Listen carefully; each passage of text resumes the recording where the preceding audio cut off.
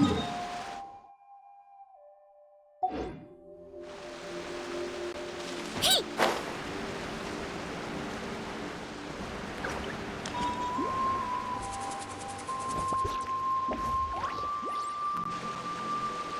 Hey, Kinich!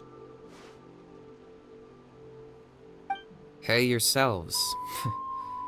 You two doing okay after yesterday? We were gonna ask you the same question. You scared Paimon half to death when you rushed into the fire! Sorry, I couldn't just stand and watch the Mountain King get burned alive. So you thought you'd try and extinguish the sacred flame with Dendro? Or is that an attempt to make the almighty Dragon Lord Kahulahow die of laughter? The sacred flame only possesses a fraction of the Pyro Archon's power. It's not as if I was fighting the Pyro Archon herself. Kinich, when you went into the flames, were you intending Intending to what? to, do the same thing as Burkina? Sacrifice myself? Of course not. My focus was on keeping the Mountain King alive, not on what it would cost. But now I'm curious. What made you think I was going to sacrifice myself?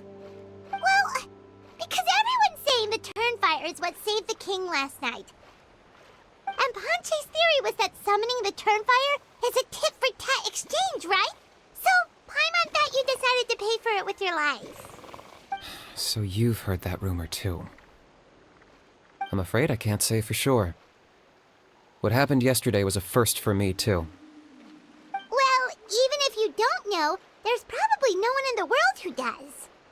What I would say is, if that really was the power of the Turnfire, I'd sooner believe that the Mountain King summoned it himself. The Mountain King? Then, what price did he pay? The core meaning of price is not atonement or compensation, but what you're willing to give up in order to obtain what you... It's easy to die for your sins. Much harder to live with the guilt and keep on going. In the end, the Mountain King chose the latter option. For Burkina and for the tribe. That's the price he paid. Alright, so how is the Mountain King doing now? Health-wise, there's nothing to worry about. He'll enter a fighting stance whenever we set foot in his territory. But his attacks are gentler now and not as crazed as before. Like he said yesterday, he just intends to be a sparring partner for people to practice with. Yeah, I tried communicating with him again, but he didn't respond. We dare say that Locust King has well and truly lost its mind. The lights are on, but nobody is home. Its body remains fighting fit thanks to the perverse power of the Abyss, but time has been less kind to its soul. It was ground to a pulp long ago. But we saw him come back to his senses yesterday. That was merely one last burst of brain activity before it croaked. As you humans would say, it went out with a bang.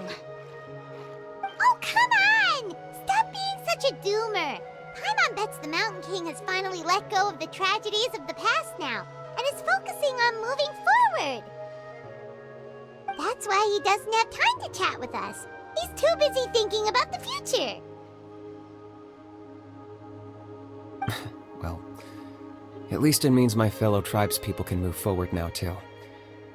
Thank you for your help, Traveler. I owe you one.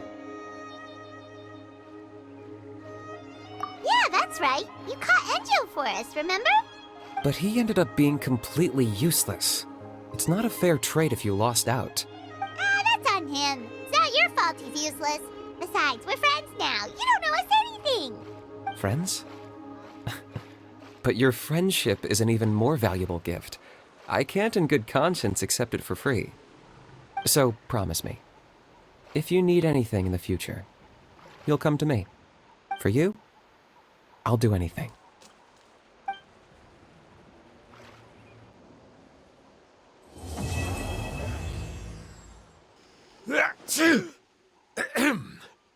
So, in the end, only poor little Huni got the sad ending?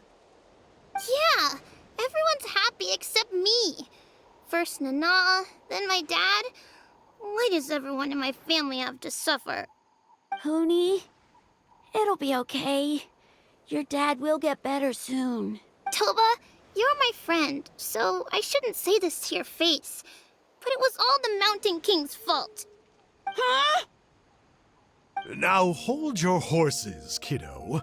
If you promise not to fight, Uncle Sanka will tell you a story. Okay, before you roll your eyes out of your skull, I promise you can trust me.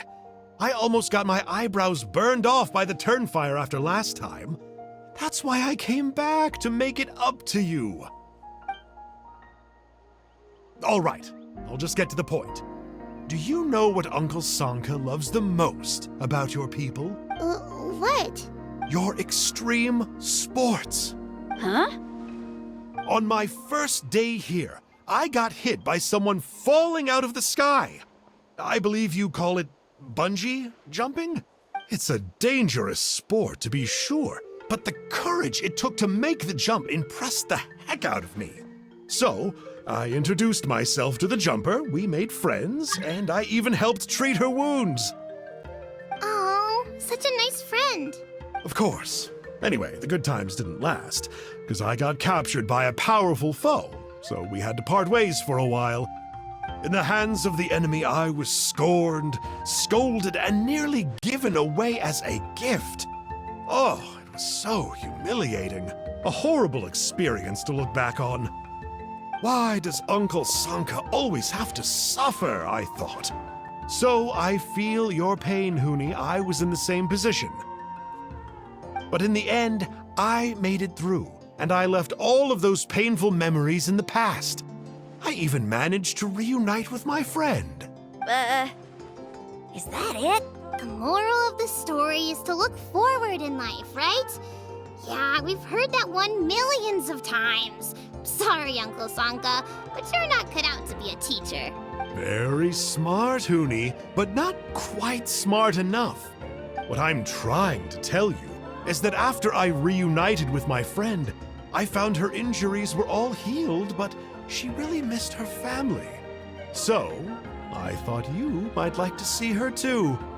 She's right behind you. Turn around and see.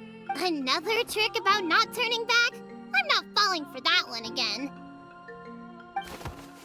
Huh?